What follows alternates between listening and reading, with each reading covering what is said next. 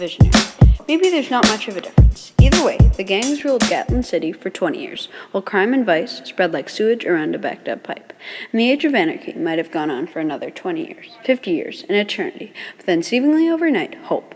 Bright and sparkling hope, dressed up in capes and masks. Hope called themselves the Renegades. My name is Ben, and this episode will review the novel Renegades by Marissa Meyer. Renegades, a 554-page sci-fi book, is the first in a two-book series by Marissa Meyer, the #1 New York Times bestselling author of The Lunar Chronicles and Heartless. Goodreads rates this book 4.1 out of 5, based on nearly 17,000 votes.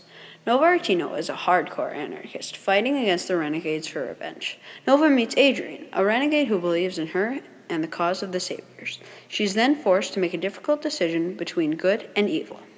It is a challenging read, a long and complicated, detailed plot. This book compares well with other novels in the same genre and gives you a refreshing read because there's no clear bad guy.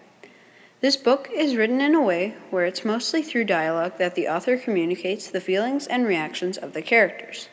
It is geared to teens because the plot relates to things teens are going through, like love issues and making a tough decision. The characters in the book are part superhuman and part ordinary people living in a dystopian future. The antagonists are Nova Artino, Ingrid Thompson, Honey Harper, and 3 other characters known as anarchists. The protagonists are Adrian Everhart, Ruby Tucker, Oscar Silva, and the ensemble of many other superheroes who work for the Renegades. In my opinion, the things that make these characters interesting is they have interesting abilities unlike anything I've seen. An example of this is when one girl is wounded, she is able to crystallize her blood to make a weapon. The characters in this novel are relatable and appealing, with the right amount of good or evil. This is because they have many flaws and don't always have an opinion that can be considered right or wrong. They are ambiguous. The anarchists want people to rely on themselves instead of the renegades. Anarchists live communally and stand up for each other. The conflicts that the characters face are mostly retaliation and attacks against the renegades. My favorite character is Adrian Everhart. Adrian is extremely relatable, thoughtful, kind, compassionate, and also creative. He can also create other abilities for himself using his power. This story is a mix between good versus evil and love versus power. The plot begins with a battle and a rivalry between the anarchists and the renegades, but as the book progresses, it becomes more about the subtle romance between Adrian and Nova. I think this novel will leave people wondering what will happen in the next book and help them understand that bad characters do bad things for good reasons. The book's fantasy dystopian world is set in the far future and is easy to imagine. In some ways, this future is similar to today because there's all buildings and there are good people, except that there are superhuman beings being called prodigies. The novel has very vivid descriptions, so you can almost feel like you're in the setting. For example, the author describes a library in such lifelike detail so I could easily picture it in my mind. I think that other readers would enjoy this book because it showcases cool superheroes, likable characters, and teen subjects such as relationships and making difficult choices and sacrifices.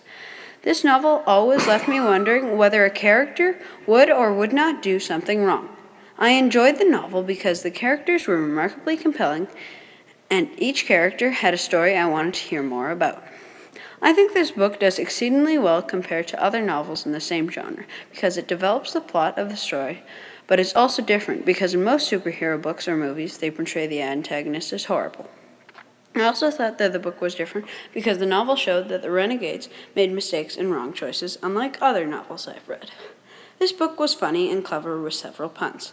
I also found the love story between Adrian and Nova very engaging because they were always together and wanting to hang out, though you never really knew if they were going to be together. I like the author's writing style because she was able to make extremely relatable characters and a cool setting. The one aspect I disliked about her writing style was that she would sometimes be overly descriptive, which would make the story a little harder to follow.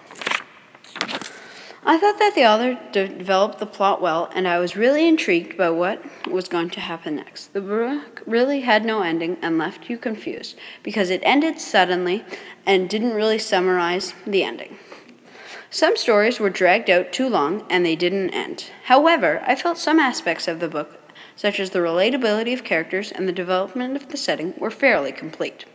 I thought that the story was quite believable and most aspects seemed developed and real. Although, if the author had provided that context to develop the story of the prodigies, then I think that all parts of the book would seem realistic. My favorite part of the book was when Nova fought at the trials.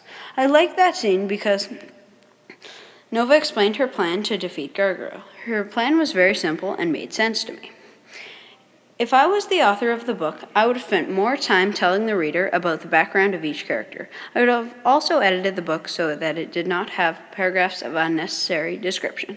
I think this book would be geared to mainly teens and young adults because people like superheroes, relatable, and more complicated stories with interesting characters that are mostly, but not entirely, good or bad.